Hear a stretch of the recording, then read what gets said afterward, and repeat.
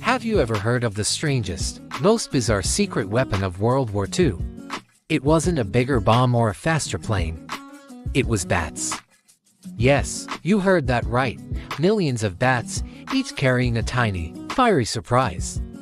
So, picture this, it's 1942. The United States is deep in the war and needs a new, unconventional way to strike at the heart of Japan. A dental surgeon from Pennsylvania named Lytle Adams has a wild idea. He'd just visited Carlsbad Caverns, home to millions of bats.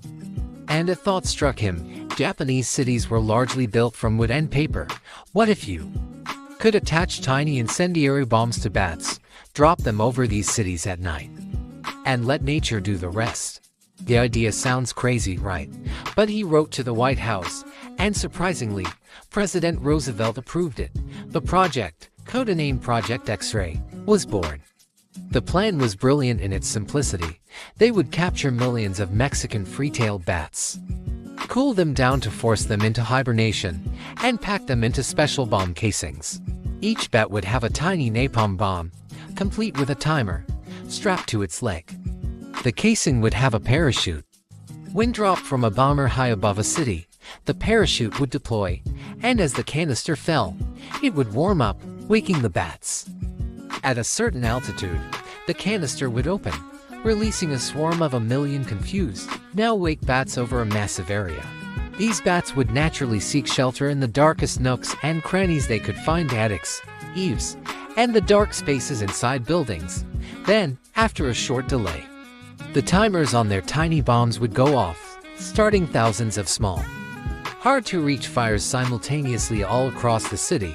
The resulting chaos would overwhelm any firefighting efforts. The military began testing this wild idea. They developed tiny 17-gram incendiary devices that could burn for several minutes with intense heat. The project showed incredible promise. During one test at a mock Japanese village built in the New Mexico desert, the bat bombs worked a little too well. Some of the armed bats escaped accidentally and flew to a nearby hangar in a general's car, burning both to the ground. Oops! Despite the mishaps, the project was proving to be potentially more effective than conventional bombing, but its development was slow, and it was competing for resources with a much bigger, much more secret project, the atomic bomb.